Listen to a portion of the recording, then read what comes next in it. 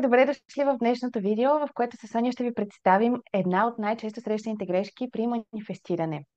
Ако не сте гледали предното ни видео, в което обясняваме стъпките как да постигнем успешна манифестация, може да го гледате, оставяме ви линк долу в описанието.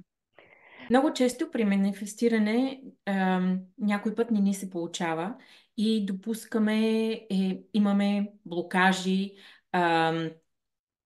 И сега, днеска ще говорим за един от най-често срещаните блокажи, и които са, това е неясно определени желания и цели. Когато манифестираме, ние манифестираме винаги.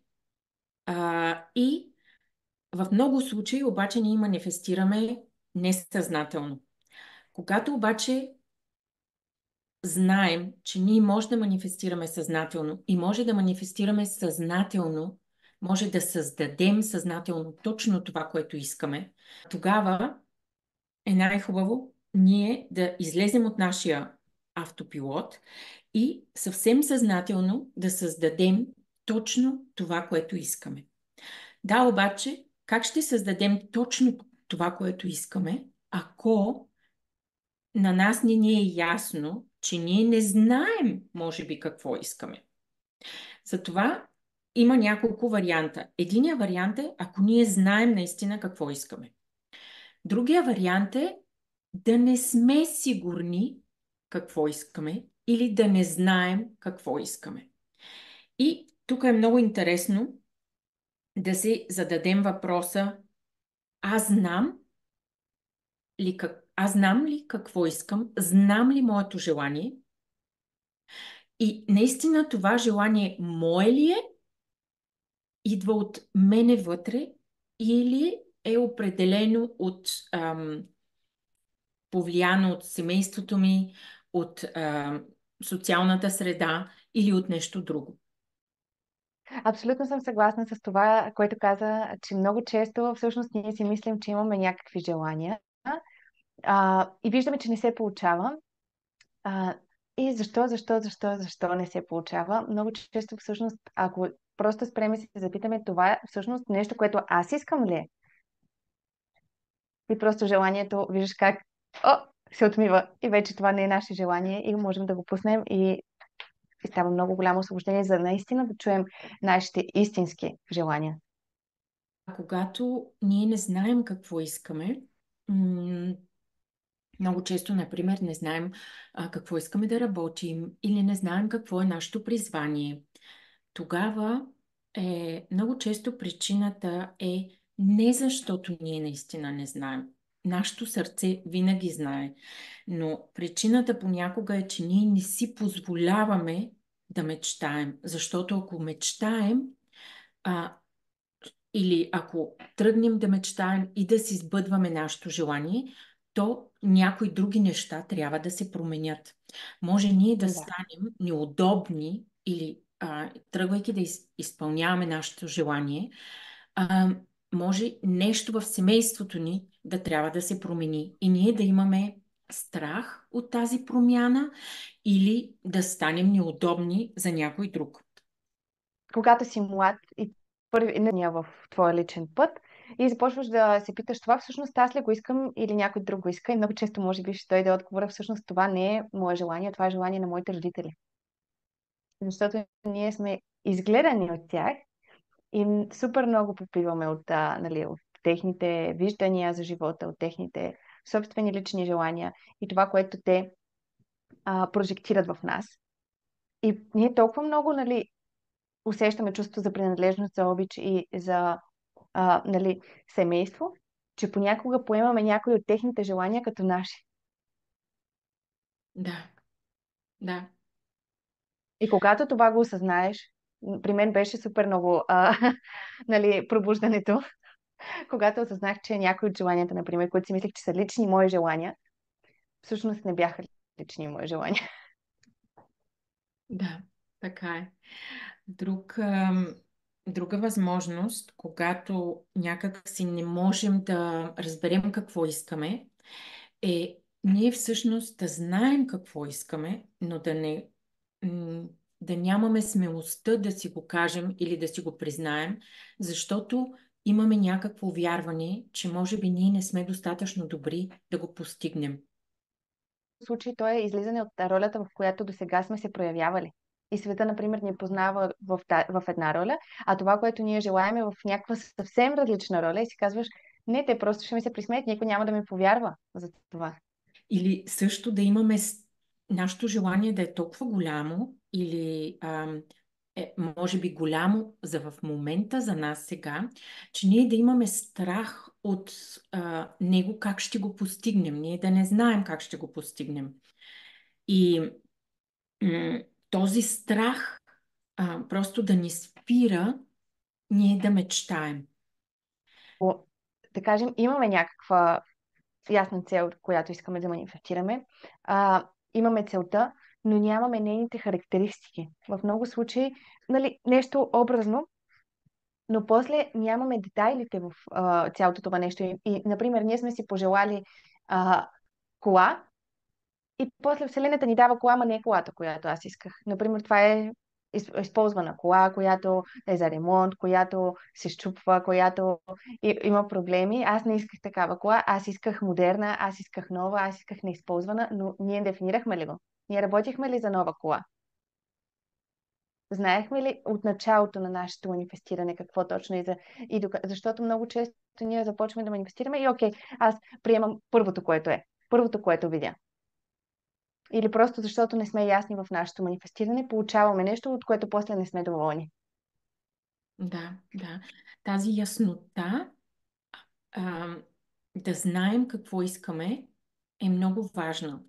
И ако имаме първо тази яснота, за да я имаме, има едно много интересно упражнение, което ако я нямаме тази яснота или не сме сигурни дали имаме тази яснота, ние сме ясни, може да си представим, че ние имаме един двойник. Този наш двойник е абсолютно свободен от всякакви вярвания, от всякакви семейни връзки, и има абсолютно всички финансови средства, за да може и качества, за да може да постигне това, което иска. И да си запитаме, добре, нашият двойник, той какво би си желал? Ние да се Всъщност видим тогава излизат. ние да Но, се видим в друга светлина, в светлината, че ние имаме абсолютно всичко, което всякакви ресурси, всякакви качества, ние можем всичко. Тогава какво ние наистина ще искаме? Да питаме сърцето си. според мен излизат много а, първично нашите желания и точно така те са много спонтанни, много нали, от дъното на душата всъщност. Тогава се проявяват. Другото, което може да си запитаме при целите ни, дали са ясни, дали са нашите, дали са на някой друг, ако се опитаме да разберем дали това, което го иска нашето сърце или нашия разум. Защото в повечето случаи нашето сърце е необременено. Нашето сърце иска ние да сме щастливи. А нашия разум е в повечето случаи обременен, conditional от социални норми, от семейни констелации, от неща, които ние сме преживяли.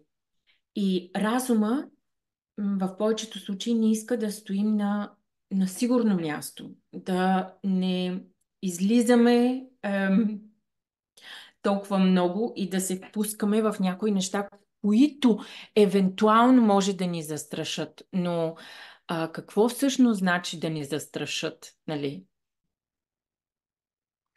Тук е много интересна темата също с страха, когато започваме да проявяваме нашите цели и желания, да манифестираме. Всъщност, аз манифестирам, аз искам това, което искам, за да предотвратя някакъв страх, или защото всъщност той, той избира от сърцето ми и е, да го кажем, аз ги сравнявам като две противоположности. Аз това го искам от страх или от любов? Защото обичам това нещо или защото ме е страх? Да, това е много, много добър начин също, точно каквото каза ти, да се питаме дали го искаме от страх или от любов. Дали го искаме Например, недостиг или от а, задоволение на, че ние имаме всичко, което имаме и просто това е черешката на тортата. И тук може да минем и да се запитаме, когато искаме нещо, защо, какво стои, кое е чувството, което стои зад това, което искаме, какво задоволяваме с нашето желание, какво в случая, например, каква нужда задоволяваме. В много случаи, когато да кажем, манифестираме партньор. И ние манифестираме партньор, защото се чувстваме сами, самотни и искаме да имаме партньор. Тогава Вселената постоянно ще ни дава доказателство, че ние сме самотни. И да намерим партньор ще ни стане много трудно или нашата манифестация няма да се сбъдне. Защото чувството, което стои зад нашето желание, не е пълнота, пълноценност. Аз се чувствам прекрасно такъв какъвто съм. Аз не съм самотен. Аз си давам... аз съм си достатъчна сама на себе си и се чувствам супер в момента. Нали, ако е от това чувство излиза нашата манифестация, тогава тя ще стане много лесно. Но ако излиза от чувството на аз съм самотен и затова искам партньор, Вселената все ще ни сблъсква с нашата самота. И нашата манифестация може би няма да се получи. да, тук според мен също много добре може да се разбере в каква емоция аз вибрирам. Нали, когато един човек вибрира в емоцията на самотата, то е много трудно да направи скока и да отиде в пълнотата, така да го кажем. Тоест, ако аз вибрирам в самотата, всичко около мен, т.е. аз прожектирам това в пространството и всичко около мен ще ми показва колко аз съм самотен. Аз ще виждам самотата във всяка една ситуация, във всеки един човек, във всяко едно нещо. И колкото повече аз искам да бъда в компания, обичан с партньор, толкова повече аз един вид декретирам на Вселената, аз нямам любов, аз нямам подкрепа, аз нямам партньор. И толкова повече засилвам това чувство на нямам, на липса.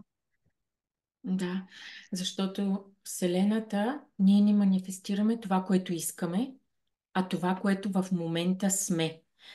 Енергията, в момента, която излъчваме. И тук е много интересно, защото ако наистина сме в такова състояние, което на всеки се случва, да сме някакси на дъното, да се чувстваме зле, да сме на дъното, ако да сме нещастни, как тогава е много трудно, как да си представим от това състояние, ние сме нещастни, как да си качим енергията изведнъж на нещо друго, което е просто амплитудата или разликата е толкова голяма, че ни е трудно да си качим от едно такова нещастно състояние, да си качим енергията. Ти какви техники използваш, Алекс, когато си наистина много на дъното? Как си качваш енергията нагоре? Ами аз, например, когато съм много на дъното, си казвам, добре, в тази ситуация, в която, да кажем, аз се чувствам на дъното, кое е най-лошото? Първо, кое е най-лошото от всичко? Реални ли са тези неща? Защото много често нещата, които, нали, ни карат да се чувстваме много зле, всъщност са много голяма част във въображението ни просто. Те живеят в нашия ум, в нашето въображение, но те не са реалност. При мен специално в много случаи е това всъщност реалността ми тук и сега. Такава ли е или аз живея в моето въображение, в моите страхове, които ме карат да се чувствам толкова зле и толкова на дъното? Да. Защото, например, сме в някаква ситуация, която е решителна. И си казваме, добре, сега, ако това не се случи, ако не намеря или в бъдещето тревогите за бъдещето, ами ако не намеря желаната работа, ако не намеря желания партньор, ами ако се стана за цял живот сама. Тоест започваме да живеем в някакви въображаеми ситуации, които не са реалността. М, И единственото, нали, което имаме е това, което сме тук и сега. да. На мене ми И помага. окей, какво правя аз тук и сега? Нали, тогава идва следващия въпрос. Какво правим тук и сега? Кое е най-лошото, което имаме тук и сега? И то всъщност толкова лошо ли е?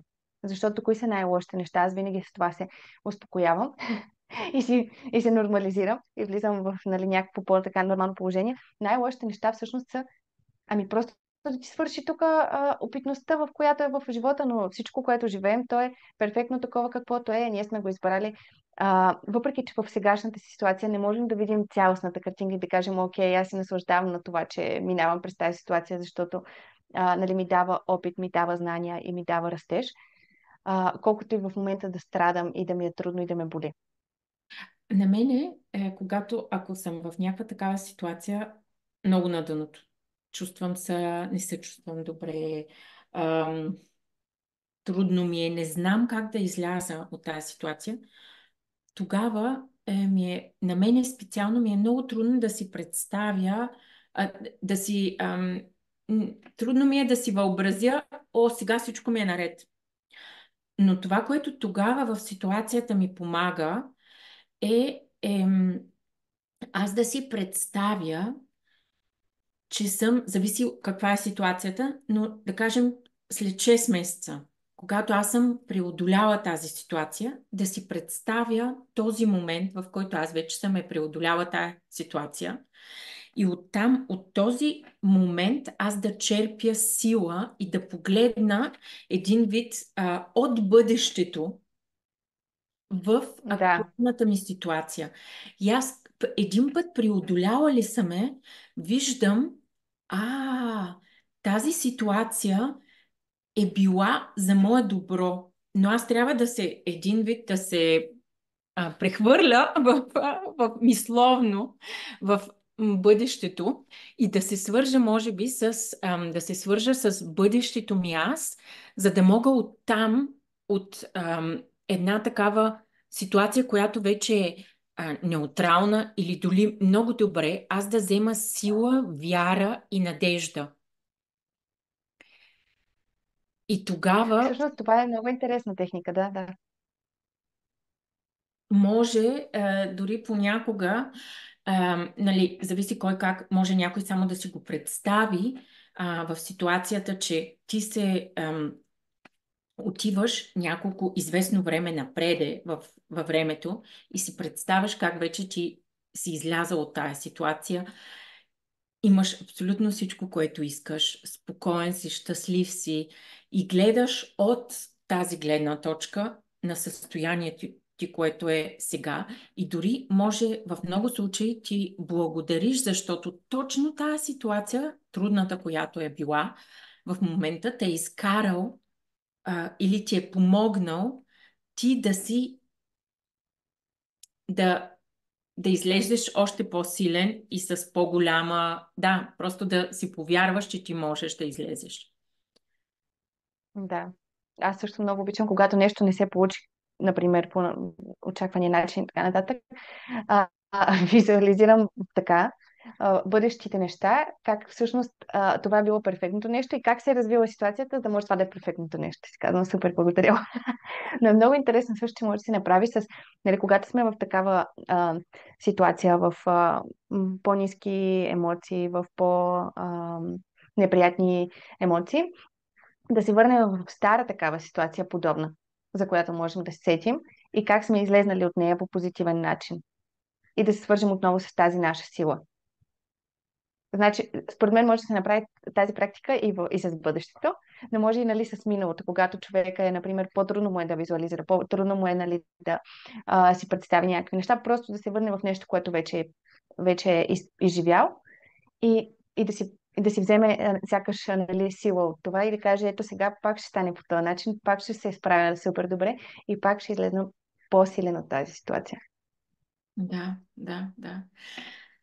Много интересно, да. Един път да се върнем в миналото, ако зависи кое е в момента по-добре може да ни помогне, или да се свържим с бъдещето ни аз, което вече е преодоляло тази ситуация. Да. На мен също още едно нещо много ми помага, ам, което е когато съм в някаква такава ситуация, просто дори когато съм много надолу, а, просто да приема, че сега съм там. И някак си дори да не се съпротивлявам да изляза от там, ами с... А, всъщност, до някаква степен и да си дам време да измина този процес на болка, на мъка, на нечувстване на добре, просто да си дам, да приема, че тези чувства също са част от мене. И Да, само това приемане на ситуацията, когато не искам аз насилствено да изляза от там и изчакване просто един вид бурята да мине, тя някак си минава по-леко. И тогава всъщност ми помага и тази картинка, че живота не ни е права линия. Нали? Че живота има а, възвишения и низини. Възвишения и низини. И че е след една низина или след един такъв една точка, в която аз съм много надолу, ще дойде пак нещо, което е много хубаво. И тази вяра, а, някакси, тя ти помага ти да минеш без голяма съпротива през този период. Другото, което ми е помагало а, понякога чувството на ярост. Но тази ярост или искам да изляза. Но тогава ми е помагал, когато аз приема яростта ми и използвам като такава и я обичам и използвам само енергията й като част от моята сила, за да изляза. да. Да, всъщност това е мотор. Това е много добър пример, защото яростта е енергия, която в много случаи може да е деструктивна, но ако знаем как да я използваме, може да ни помогне да бъде обратното, да бъде креативна. Да, да. Ами, мисля, че от тази точка може да вземете много прекрасни импулси за манифестиране и това да ви помогне да видите къде евентуално може да завъртите нещо, да обърнете по-голямо внимание и с много съзнателно да влезете в този процес за манифестиране.